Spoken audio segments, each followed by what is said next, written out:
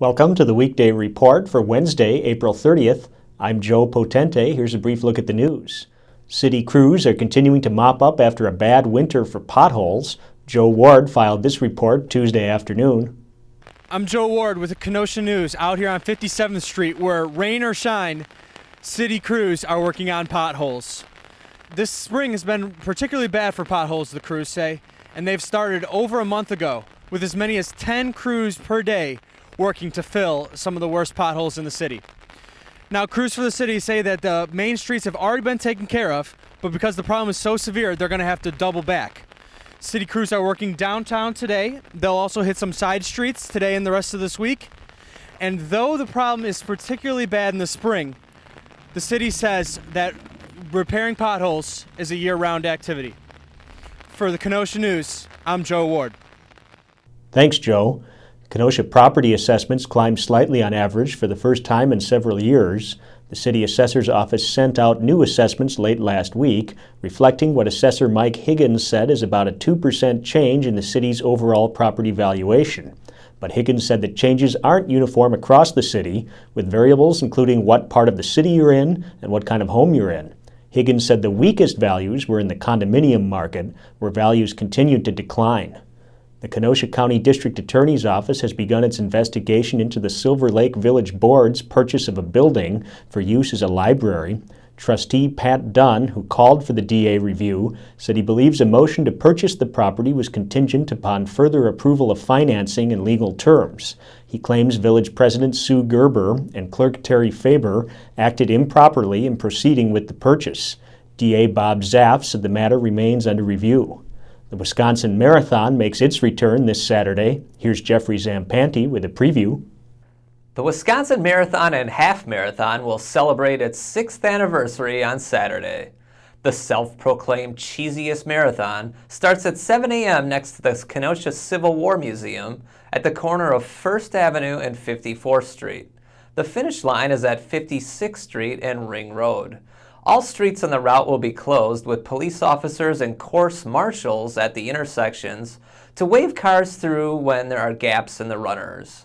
Streets will reopen after the last runners pass through. Did you know there are approximately 1,000 runners in the full marathon and about 3,000 in the half marathon? Would you believe runners from 45 states and 3 countries will compete in this year's marathon? For more interesting statistics, see page A3 in today's paper. On Friday, our sports section will have a preview. For the Kenosha News, I'm Jeffrey Zampanti. Thanks, Jeff. Bradford prevailed in Southeast Conference soccer action Tuesday night. Mike Larson has the story. Alicia Northern Brown returned from injury to score 2 goals and have at least one other near miss shown in this footage, as the Bradford girls soccer team beat Racine Case 4-0 Tuesday in a Southeast Conference match at Amici Field. The Red Devils got a goal and 2 assists from Emily Kaya and strong play from Devin Jackson, Ari Stevenson, and Lexi Wisniewski.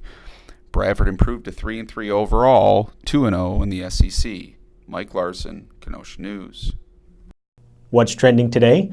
This coming weekend's Sunday Choice package by Joe Ward focuses on the city's long-term plan to redevelop the property where the municipal building sits. Where would you like to see City Hall moved, and what would you like to see in its place? Tell us on our Facebook page. Up next is David Marin with a sports take.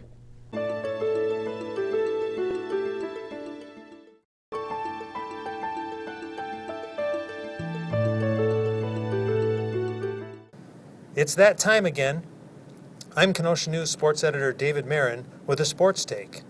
A few days from now, the balls will be rolling, the pins will be flying, and the scores will be soaring at Sheridan Lanes. The local bowling season will culminate with the 51st annual Kenosha News Match Game Tournament starting Monday at Sheridan. The popular event features the city's top men's, women's, and senior keglers. After a week of qualifying, finals begin the week of May 11th, with the entire Strike Fest coming to a head with the men's championship on May 16th. It's not too late to enter. Forms are available at local lanes and in the main lobby at the Kenosha News. I'm David Marin, and that's a sports take. Thanks, Dave. Now here's a look at what we're working on today. Joe Ward and Kevin Poirier are taking a tour of the newly renovated Virginia Towers, and the Kenosha Police Department's Facebook page is nearing a new milestone. Jeffrey Zampanti will have the story.